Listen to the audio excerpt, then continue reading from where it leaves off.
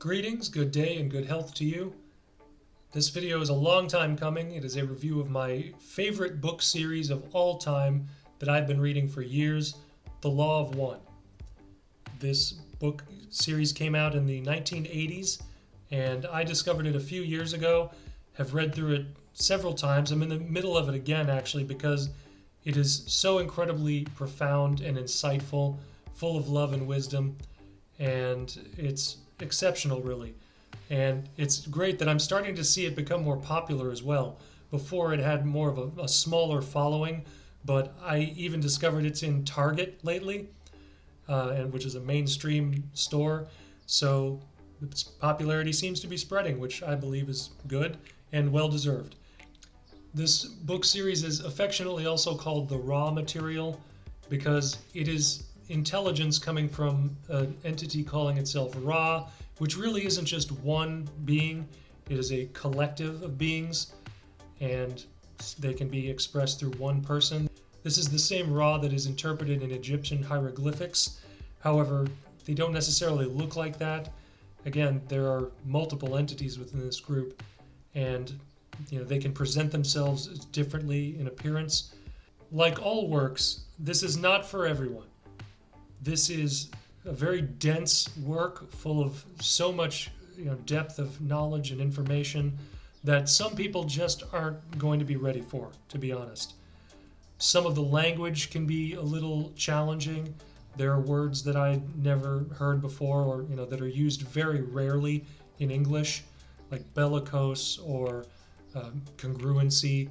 There are plenty of normal words that anyone who speaks English would be able to understand as well, but some of the sentences are very long, detailed descriptions of things, and again, some people aren't going to be able to get through it. I recommend both reading and the audiobook format.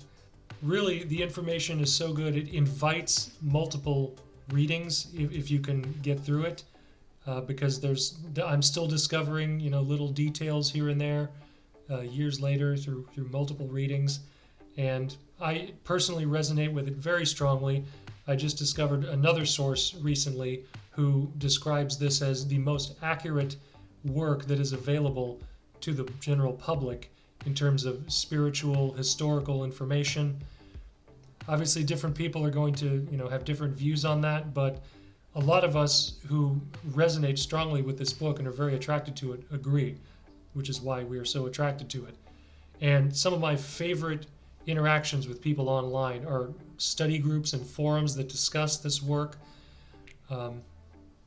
People are still learning about it years later, still discovering insights, still having questions, and helping each other with understanding it, because you may be able to debate some of the things in it, but you cannot deny that it is coming from a higher intelligence, because I have never heard anyone speak like this in this book before.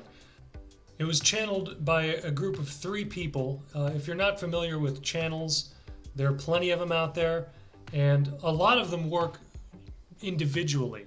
People like Jane Roberts, Barbara Marciniak, Darryl Anka, there are a ton of them out there. But this is a relatively unique case. This was 3 people who formed a sort of trinity of consciousness. They were very harmonized, they were living together, and very synchronous, and therefore they were able to bring through an even higher density consciousness or intelligence.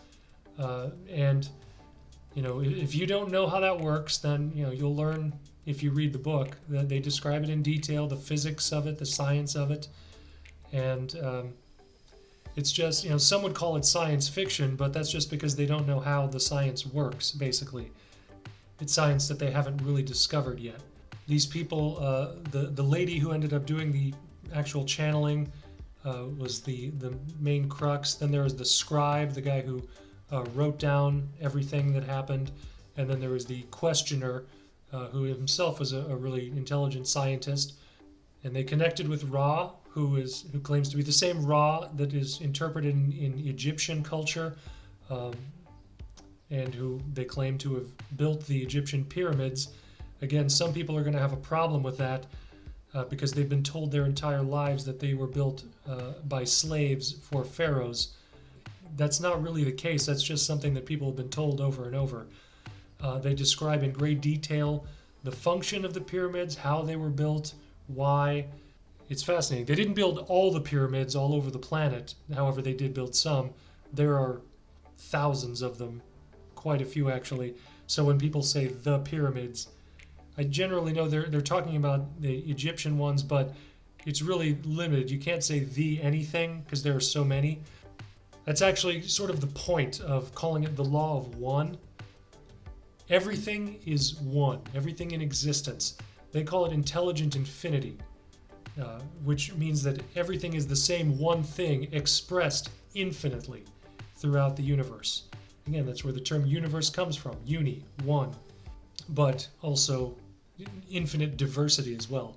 They sort of differentiate between intelligent energy and intelligent infinity. According to their perspective, everything is, love, light, energy, consciousness, which is brilliant because, in every session that they have, they always begin and end greeting and leaving in love and light. And it's really a sign of positivity, of higher intelligence.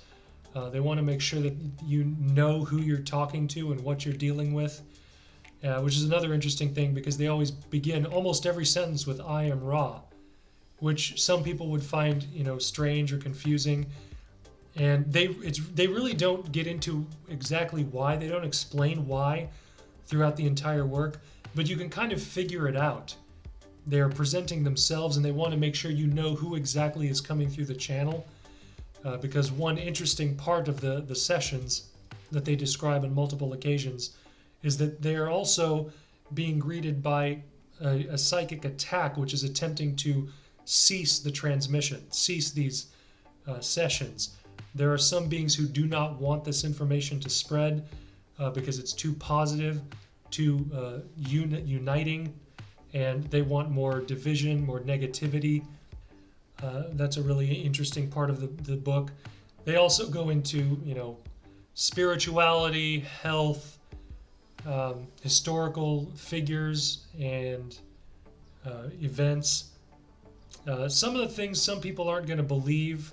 Even the people doing this work didn't believe some of the information coming through because they were very limited, much more so in their time.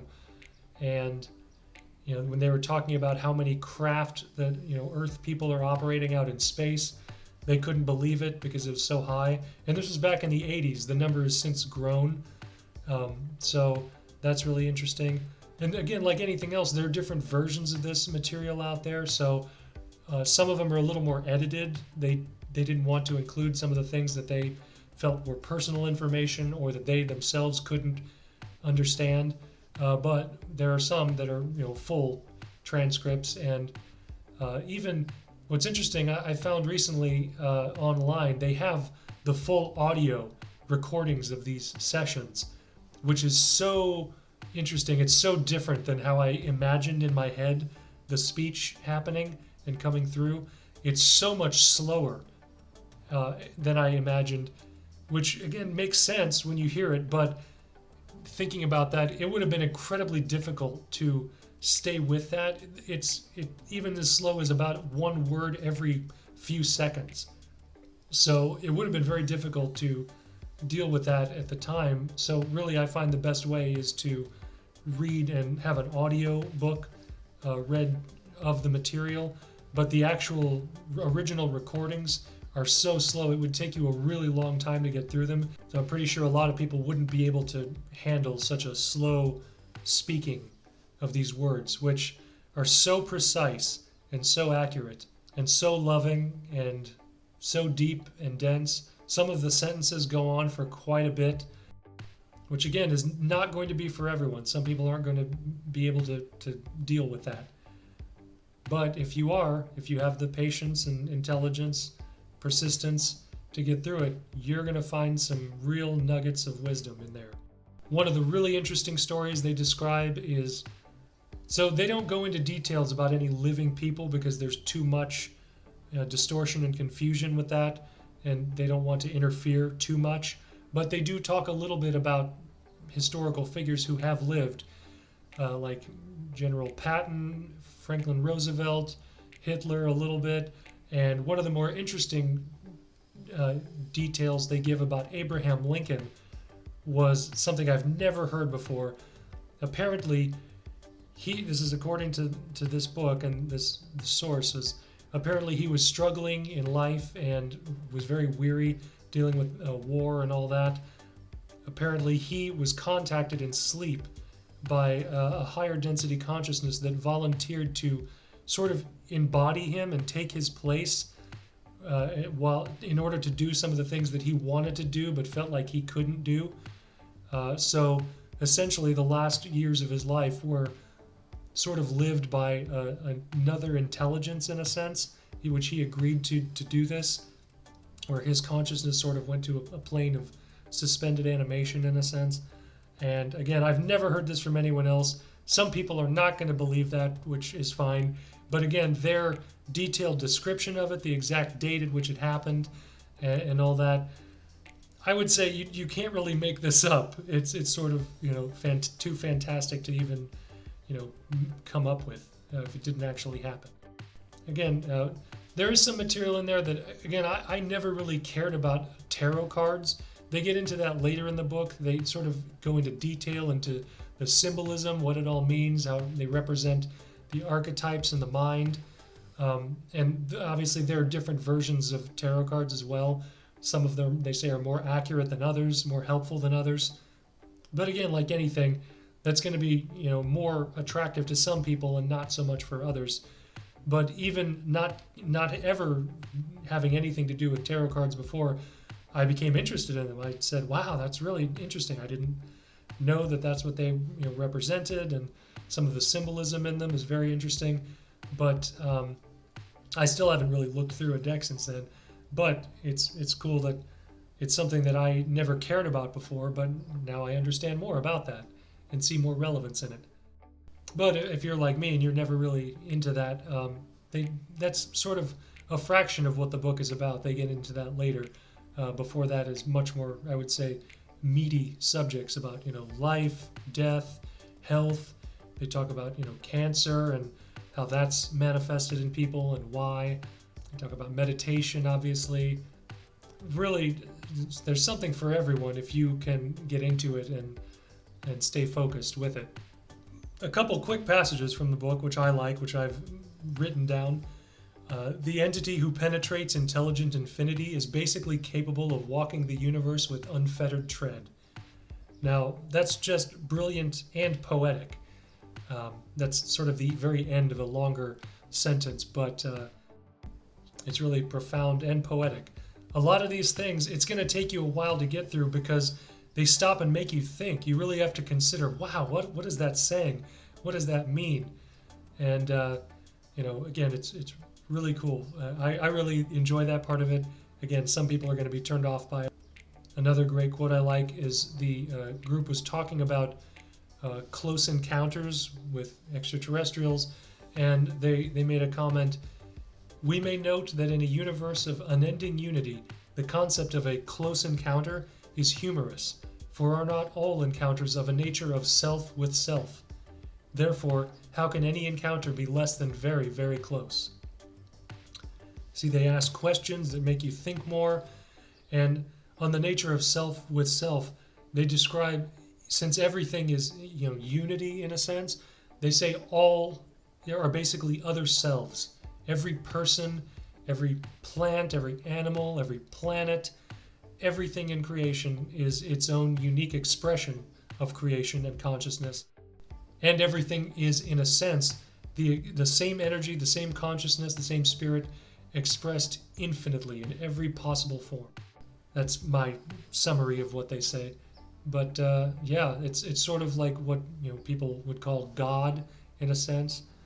They describe intelligent energy and intelligent infinity, which are basically more complex descriptions the way some people use God. However, some people use that in a very limited term, speaking of it in a more personified way, when really there's obviously way more than just people in existence. So this is more inclusive, I feel, in terms of everything, not just a man in the sky, how some people tend to use that term. Really, there's so much depth in this book that it really invites multiple read-throughs. Like I said, I'm still rereading it for I think the third time. I'm in the middle of it again, both reading it and in audio form, because again, you can pick up different things different ways, but not listening to the original audio recordings because those are very slow. But it is very fascinating to hear them still. The original recordings gives you more depth of insight into how it actually happened. And this group is based out of Kentucky, where this took place. They still have their LL Research there, which stands for Love Light Research. People still make pilgrimages there to go spend time where this took place, because it's such a religious experience for some people to open their minds and their consciousness to this. And like it really, for myself, I've found that reading it multiple times, it can rearrange your thinking based on how Ra speaks very accurately and precisely and intelligently. It can really get you closer to that level of consciousness and help you to think better and more clearly, and to speak better and more clearly and more lovingly. So I can't recommend this series enough. It's been my favorite for years. And if you are familiar with this work and like it, please comment. If you're not familiar, I encourage you to go check it out. As always, if you find anything useful within that or this recording, please like, subscribe, and share with others. And in the spirit of the Law of One, I leave you in infinite love and light. Till next time, thank you.